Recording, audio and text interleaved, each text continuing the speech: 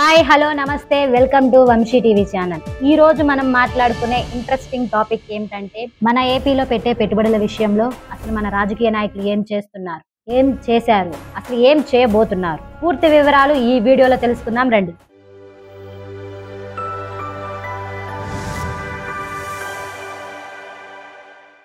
ఏపీకి పెట్టుబడుల వరద. దావోస్ కి వెళ్లి 1,00,000 కోట్ల పెట్టుబడులు తెచ్చిన చంద్రబాబును చూసి ఏపీలో పెట్టుబడులు పెట్టడానికి పెద్ద పెద్ద సంస్థలు. బిల్ గేట్స్ తో బాబు భేటీ. ఏపీలో మైక్రోసాఫ్ట్ పెట్టుబడి సుముఖంగా సీఈఓ సత్యనాదెల్ల. దావోస్ లో బిజీగా బాబు. ఒక్కసారిగా రాష్ట్రానికి 1.25 కోట్ల పెట్టుబడి. ఇదంతా జగన్ ఘనత. ఇవన్నీ దావోస్ పర్యటనకు వెళ్ళినప్పుడల్లా మన తెలుగు మీడియాలో వచ్చే వార్తలు. మరి ఇవి చూసి నిజంగానే రాష్ట్రానికి పెట్టుబడుల వరద పారిందా? రాష్ట్రం ఆర్థికంగా నిలదొక్కుంటుందా? రాష్ట్రంలో నిరుద్యోగం పోయిందా? అసలు చంద్రబాబు జగన్ రాష్ట్రానికి ఏ స్థాయిలో పెట్టుబడులు సాధించారు? పెట్టుబడుల్లో ఎంత వాస్తవం ఉందో చూద్దాం. పెట్టుబడులను ఆకర్షించడమే లక్ష్యంగా గత కొన్నేళ్లుగా ఏపీకి చెందిన ప్రభుత్వ పెద్దలు స్విట్జర్లాండ్ లోని దావోస్ కి వెళ్తూ ఉంటారు.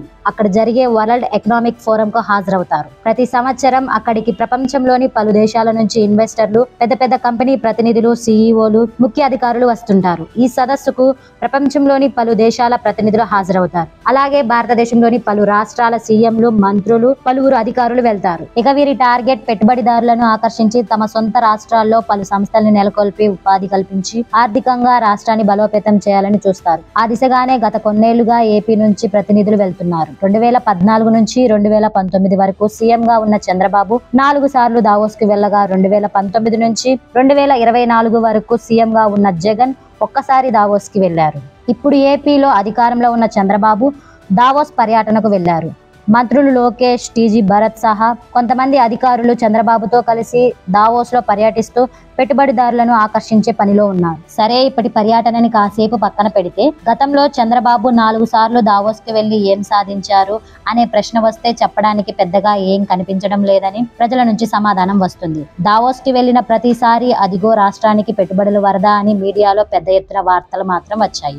కానీ ఏ పెట్టుబడి కూడా వాస్తవ రూపం దాల్చినట్లు కనిపించలేదు. రాష్ట్ర విభజన తరువాత తొలిసారి దావోస్ కు వెళ్లిన బాబు మైక్రోసాఫ్ట్ వ్యవస్థాపకుడు బిల్ గేట్స్ తో పాటు సీఈఓ సత్యనాదెల్లతో చర్చలు జరిపామని, త్వరలో విశాఖలో బిజినెస్ డెవలప్మెంట్ సెంటర్ రాబోతుందని ప్రచారం చేశారు. కానీ అది కాస్త ప్రచారంగానే మిగిలిపోయింది.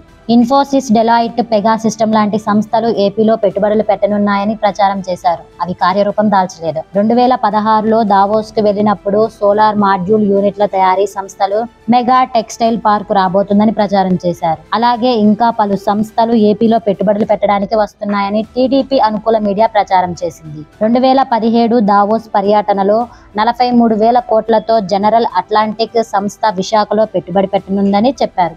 2019 దావోస్ పర్యటనలో రామయ్యపట్నం దగ్గర ఏషియన్ పేపర్ అండ్ పల్ప్ ప్రాజెక్టుకు జేఎస్డబ్ల్యూ స్టీల్ పెట్టుబడులు వస్తాయని అన్నారు. చంద్రబాబు 4 సార్లు దావోస్ కి వెళ్లి 80 పైనే పెద్ద సంస్థల ప్రతినిధులతో పెట్టుబడుల గురించి మాట్లాడారు. మైక్రోసాఫ్ట్ డేటా సెంటర్, హార్డ్వేర్ పరిశ్రమలు, పయనీర్ అపేరల్ పార్క్, విద్యుత్ కార్ల తయారీ పరిశ్రమ, మైక్రోసాఫ్ట్ హైబ్రిడ్ క్లౌడ్ టెక్నాలజీ సంస్థ, ఇలా చెప్పుకుంటూ పోతే చాలా సంస్థలు పెట్టుబడులు పెట్టనున్నాయని చెప్పారు. వెళ్లిన ప్రతిసారి ఏపీకి పెట్టుబడుల వరద అని, రాష్ట్రంలో 1,00,000 కోట్ల పెట్టుబడులు, వేల సంఖ్యలో ఉద్యోగాలు రానున్నాయని టీడీపీ వాళ్ళు, అనుకూల మీడియా పెద్ద ఎత్తున ప్రచారం చేశాయి.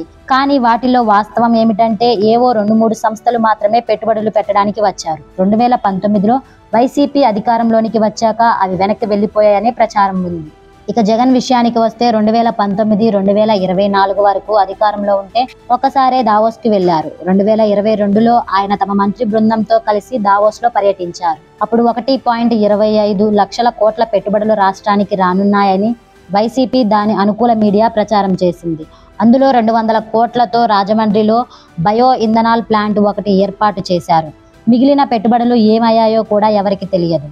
ఇంకో సందర్భంలో దావోస్ లో జరిగే ప్రపంచ ఆర్థిక సదస్సుకి వెళ్లడానికి జగన్ ప్రభుత్వం వెనకడుగు వేసింది. అక్కడ -డిగ్రీల చలి ఉంటుందని చెప్పి అప్పటి IT minister Gudivada Amarnath troll అయ్యారు. ఇప్పటి సంగతికి వస్తే చంద్రబాబు, లోకేష్, టీజీ భరత్ 10 మందితో కూడిన బృందం దావోస్ కి వెళ్లారు. మొదటి రోజు నుంచి ప్రచార హడావుడి బాగా ఉంది. చంద్రబాబు మొదటి రోజు వెల్స్ ఫండ్, ఎలిష్కేమ్, Carlsberg, Tata Sons and Tata Group, Walmart, Cisco, Cognizant, Mittal ఇలా పలు సంస్థల సీఈఓలు భేటీ అయ్యారు. తరువాత Unilever, DP World petroleum, national బెహ్రాత్, గూగుల్ క్లౌడ్, పెప్సికో, ఆస్ట్రాజెనేకా సంస్థల ప్రతినిధులతో బాబు సమావేశం అవ్వనున్నారు. ఇక దావోస్ సమావేశాల్లో గ్రీన్ కోత్ MOU కుదుర్చుకున్నారు.